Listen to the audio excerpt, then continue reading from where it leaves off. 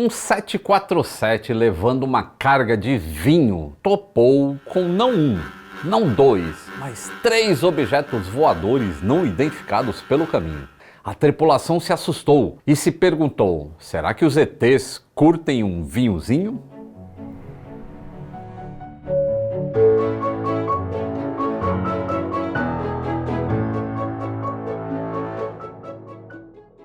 Saudações aeronáuticas! Tudo bem com vocês? Tudo bem. O voo 1628 da Japan Airlines levanta dúvidas até hoje na parcela da população que acredita em discos voadores, obviamente. Para os órgãos competentes, o caso foi concluído, mas muitos ainda acreditam que esse foi o dia em que o mundo da aviação cruzou com o mundo da ufologia. Mas vamos à historinha. O incidente aconteceu em 17 de novembro de 1986, com um Boeing 747-200 da Japan Airlines. O avião levava uma carga de vinho Beaujolais. Ah, gostou do meu francês aí? E era tripulada por 3 pessoas. Uma delas era o capitão Kenju Terauchi. Será que é assim que fala? Japonês já não sei, tá? Ele tinha 47 anos de idade e 29 anos de experiência na época. Era um ex-piloto de caça das Forças Armadas e contava com mais de 10 mil horas de voo. Como copiloto estava Takanori Ueto e também o engenheiro de voo Yoshio Tsukuda. O trajeto: Paris-Tóquio. Esse encontro misterioso entre o voo da Japan Airlines e um OVNI em 1986 levanta uma questão importante sobre a nossa segurança e privacidade.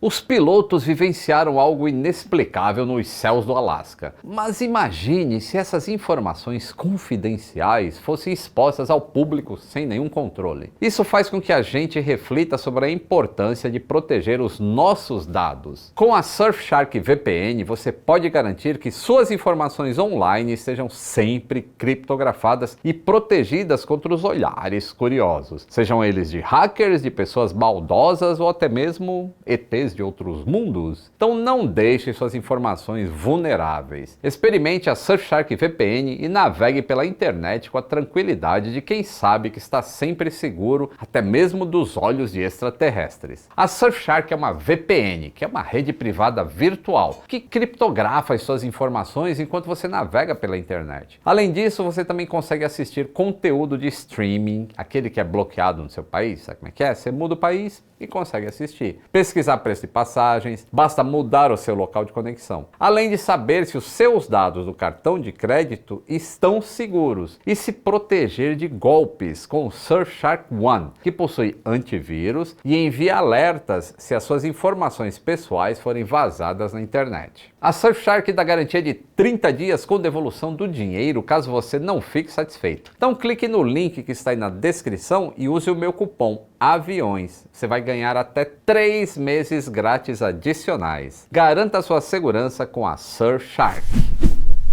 A aeronave estava a caminho do aeroporto internacional de Narita. Na altura de Anchorage, lá no Alasca, por volta das 5h11 da tarde no horário local, veio a surpresa. 2 objetos não identificados à esquerda do avião, uns 2.000 pés logo abaixo. Neste momento, o voo estava em piloto automático, numa altitude de 35 mil pés. Primeiro, o piloto pensa que são 2 naves militares. E de acordo com relatos da época, inclusive relatos dados à imprensa, os tripulantes afirmaram que a impressão que dava é que esses objetos misteriosos escolhiam as partes escuras dali de onde eles estavam para planar, como se eles não quisessem ser vistos na claridade. E ainda segundo relatos, esses 2 OVNIs subiram do nada e começaram a acompanhar a aeronave fazendo uma espécie de escolta. A descrição que foi dada ao objeto foi a seguinte: 2 painéis retangulares que pareciam pequenos bicos e que brilhavam, apagando e acendendo bem diante dos olhos de quem estava no voo. No caso, os 3 tripulantes, porque era um voo cargueiro. E diante desse cenário, o capitão Kenju recorre ao ATC, que é o controle de tráfego aéreo, do qual ele estava se reportando naquele momento. E ele precisava saber se alguma outra aeronave estava ali voando próximo ao Boeing. E a resposta foi alta e clara: não. No radar só tem vocês. Os dois objetos não identificados ficaram voando em perfeita sincronia de acordo com o Terauchi. Um pouco mais de 5 minutos depois, eles se posicionaram lado a lado e uma espécie de luz emanava das naves. A tripulação não teve medo, estava querendo sair rapidamente ali daquela vista daqueles objetos. E aí por volta das 5h23 da tarde, os OVNIs deixaram o local abruptamente, se movendo para baixo do horizonte. Os radares estavam em funcionamento, mas não detectaram nenhuma movimentação. A tripulação seguiu viagem. Mais para frente na rota, próxima à cidade de Fairbanks, no Alasca, o Boeing foi cercado pelos objetos novamente, fazendo os pilotos mudarem de curso. E eles seguiram as instruções do controle para descer para 4.000 pés e fazer curvas, incluindo uma curva de 360 graus. Mas o Terauchi disse na época, eles ainda estavam nos seguindo. E as manobras não surtiram efeito e as luzes permaneceram próximas, aparecendo uma vez na frente da cabine de comando e outra vez do lado. Segundo o comandante, um terceiro objeto desconhecido foi visto em silhueta. Ele era muito grande, 2 vezes maior que um porta-aviões. E para o piloto, aquela era a nave-mãe. E para confirmar essa tese, o radar meteorológico do 747 ainda captou uma presença a cerca de alguns quilômetros dali. Desta forma, o centro de controle solicitou que uma aeronave da United Airlines passasse ali pela mesma região em que estava esse cargueiro da JAL, para tentar ver se de fato este objeto, que só era lido no radar meteorológico do jumbo da JAL, estava lá. Quando o avião da United chegou, o voo da Japan Airlines piscou as luzes para identificar onde é que estava o OVNI. Mas o objeto, vejam só, simplesmente não estava lá. Desapareceu. O avião da United nunca viu nada de diferente, nem também um C-130 da Força Aérea que passava pelo mesmo local naquela hora. Aí a Administração Federal dos Estados Unidos iniciou uma investigação sobre esse caso e o relatório final foi emitido em 5 de março de 1987. A conclusão foi que os radares meteorológicos do Boeing captaram naquela hora que apareceu alguma coisa, foi o reflexo da própria aeronave nas nuvens que estavam presentes no local e que não havia material suficiente para confirmar se alguma atividade extraterrestre aconteceu de fato. E ó, radar meteorológico não pega essas coisas não, viu? Radar meteorológico, a banda dele é para pegar gotículas de água. O editor da revista Aviation Week and Space Technology, e que também é investigador de objetos voadores não identificados, o Philip J. Klass, relatou que os planetas Júpiter e Marte estavam na área em que Terauchi disse ter visto essas duas luzes. E a explicação plausível é que o corpo celeste brilhante foi confundido com um OVNI. Júpiter e Marte estavam a 10 graus acima do horizonte naquela hora, e o que faria com que aparecesse exatamente na mesma altitude em que o jumbo estava. Mas um piloto experiente confundiria assim planetas com discos voadores? Claro que sim, já confundiram diversas vezes, inclusive. Porque lá em cima, com a atmosfera mais rala, a iluminação é bem diferente do que o que a gente vê daqui. A FAA divulgou um pacote de dados sobre o incidente, caracterizando o Terauchi como um repetidor de OVNIs, tendo relatado 2 outros avistamentos de OVNIs antes de 17 de novembro e mais 2 em janeiro de 1987. Ou seja, o Terauchi tinha uma cabeça formada em filmes de ficção científica para a presença de discos voadores. Tanto que ele chamou esse avistamento dessa nave grandona lá, ele chamou de nave-mãe. Porra.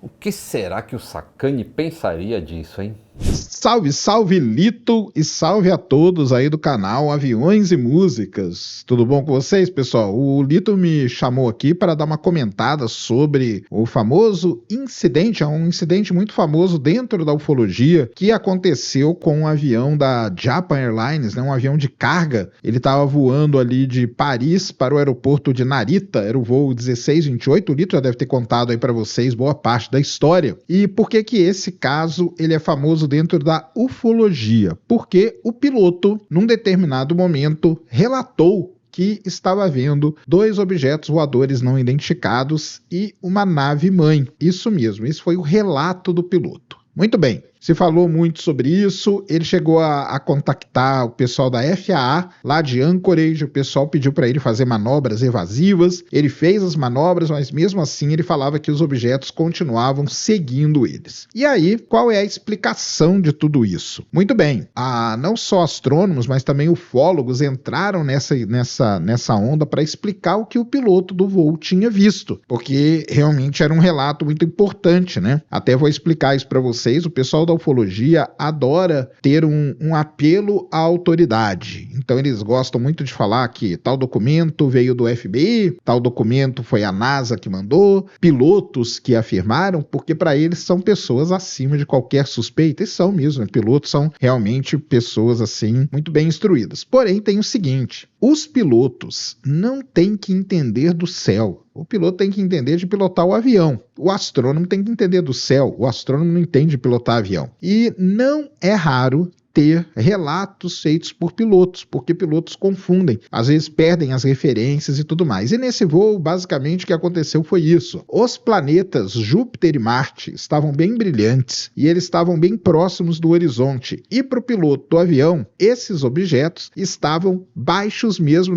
dentro da atmosfera da Terra, por conta ali da perspectiva que ele estava vendo. A falta de referência fez ele achar isso e relatar esses dois objetos. E por isso que, mesmo ele fazendo manobras evasivas, obviamente os planetas continuavam ali e continuavam seguindo ele. Tem várias coisas importantes nisso. Uma dessas é essa que eu falei, do piloto, né? Ele pode se confunde o tempo todo. Além disso, temos também o fato de relatos. Então, a tripulação mesmo, na hora que foi relatar os fatos, ela entrou em contradição e o próprio piloto entrou em contradição com o relato que ele tinha feito antes. Então, é isso que estava. A FAA foi falar com o pessoal, falou com o pessoal da tripulação, falou que eles eram normais, né? Até feio falar isso, racionais, e não estavam nem drogados, nem alcoolizados, nem nada disso. Então, tudo isso foi levado em consideração também. E no final das contas, o que o piloto tinha visto não eram OVNIs, não era nave-mãe, não era nada disso, era apenas os planetas Júpiter e Marte. Essa é a explicação para o incidente do voo 1628, um incidente muito conhecido dentro da ufologia. Um grande abraço para vocês. O próprio Terauchi, que disse primeiro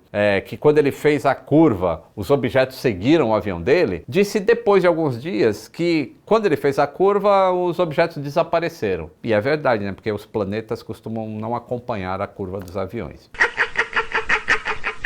Bem, por fim, em tom de brincadeira, os tripulantes disseram achar que os OVNIs poderiam ter seguido o avião de carga porque eles estavam transportando vinho e no final talvez eles só quisessem beber um pouquinho de vinho. O piloto forneceu até descrições e desenhos dessas naves que ele viu e de como elas se comportavam no céu.